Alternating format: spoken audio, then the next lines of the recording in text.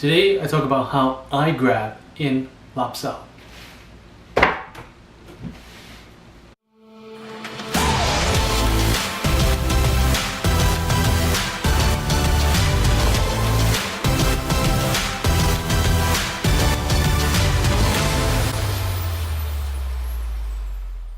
Hey, welcome to Practice Wing Chun, where we discuss Wing Chun and answering training related questions. My name is Edgar and this is episode 75 of Practice Wing Chun. Today I'll be talking about how I grab in Lop Sau. And the reason why is in the last video where I talked about the different variations of Lop Sau, MJ Barry, Michael, mentioned his alternative grip for grabbing.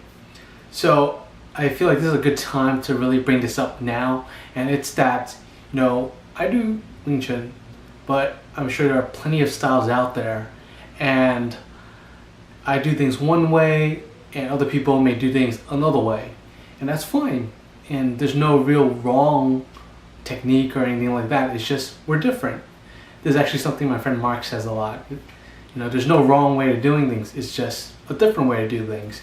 So today I'm going to talk about how I do it, and hopefully I can demonstrate on myself.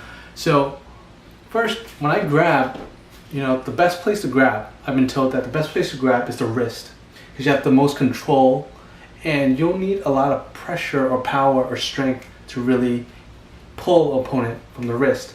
Now the problem is, in the heat of things, when you're doing training drills or chi sao, you may not always be able to grab the wrist.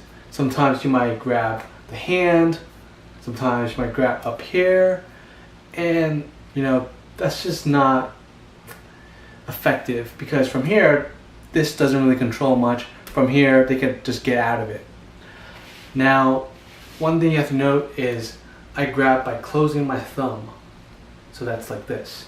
MJ Barry mentioned he grabs like this with his thumbs on his side.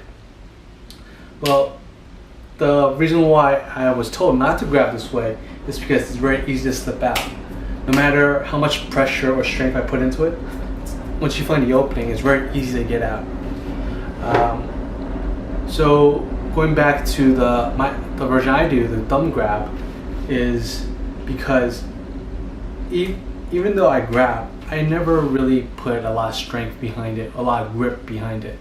And the reason why is if I hold tight, all the person has to do is tonsile, and essentially they end up controlling my arm that I grab them with. So I always use just enough to just wrap my hands around so that I have a good hold, but never a lot of strength. The only time I do use strength is when I'm pulling. And so going back to that, once again, if I don't hit here and reach the opponent's wrist, I usually grab up here and then slide down.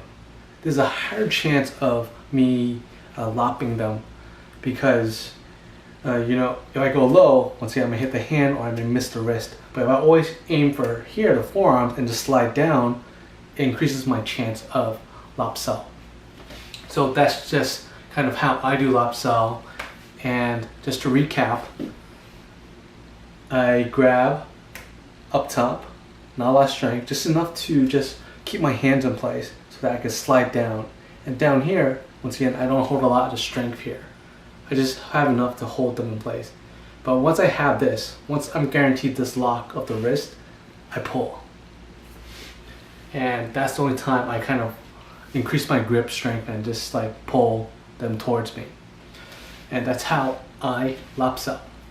Hopefully this gives you a better understanding of how I do it. So if you go back to re-review the last episode of the different variations of Lop Sau, that's kind of how I grab in all of them. And this is the way I learned how to Lop Sau and why we grab this way with the thumbs closed.